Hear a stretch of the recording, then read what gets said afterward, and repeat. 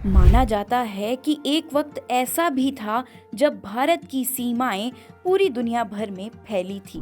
भारत के शूरवीर राजाओं का शासन पूरी धरती पर था। क्या आपको पता है, दूसरे देशों के साथ भारत की जमीन पर निगाहें गड़ाने वाला चीन हजारों साल पहले भारतीय भूभाग का ही हिस्सा हुआ करता था। चीन में कभी भारत के महान राजाओं का शासन था। जी हाँ, सही सुना आपने। मानना मुश्किल है, लेकिन यही सच है कि एक हिंदू राजा ने कभी चीन पर शासन किया था। ऐसा माना जाता है कि यूची कबीले से निकली यूची जाति ने भारत में कुषाण वंश की स्थापना की।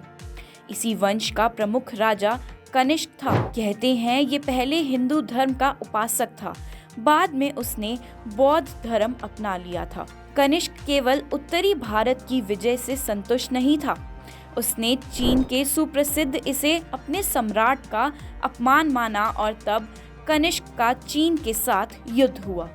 इस युद्ध में कनिष्क की हार हुई, लेकिन वो दुखी नहीं हुआ और उसने दोगुनी ताकत से चीन पर हमला करके युद्ध में जीत हासिल कर चीन को अपने कुषाणों के साम्राज्य में शामिल कर लिया। कनिष्क ने कई सालों तक शासन किया। आइए जानते हैं उस वक्त कैसे की जाती थी चीजों की खरीदारी। जैसे आज हम चीजों को खरीदने के लिए पैसे देते हैं, इस तरह उनके शासन काल में भी सिक्कों का इस्तेमाल किया जाता था।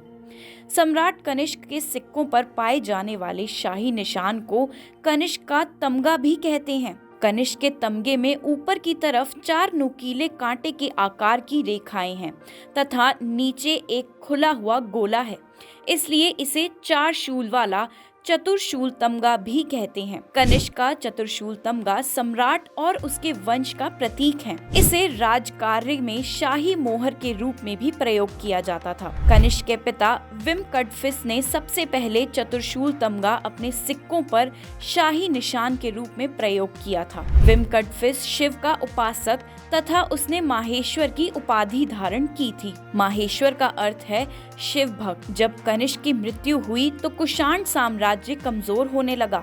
भारत के शकों ने आधिपत्य को अस्वीकार किया और वे स्वतंत्र होकर रहने लगे।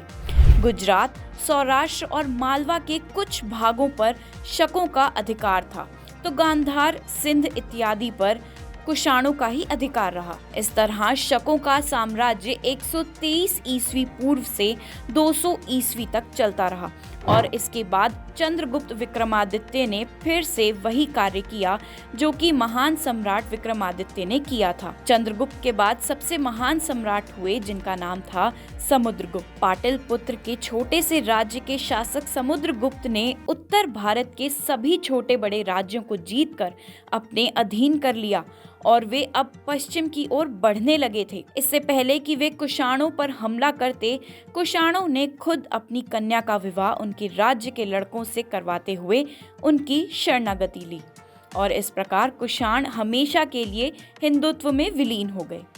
समुद्रगुप्त के बाद चंद्रगुप्त द्वितीय ने राज्य संभाला। दर्शकों, कैसी लगी आपको ये जानकारी? हमें कमेंट्स में ज़रूर बताएं। वीडियो अच्छी लगी हो तो वीडियो को लाइक करें और सभी के साथ शेयर भी करें। ऐसी और भी जानकारी सुनने के लिए अभी सब्सक्राइब करिए हमारे चैनल को।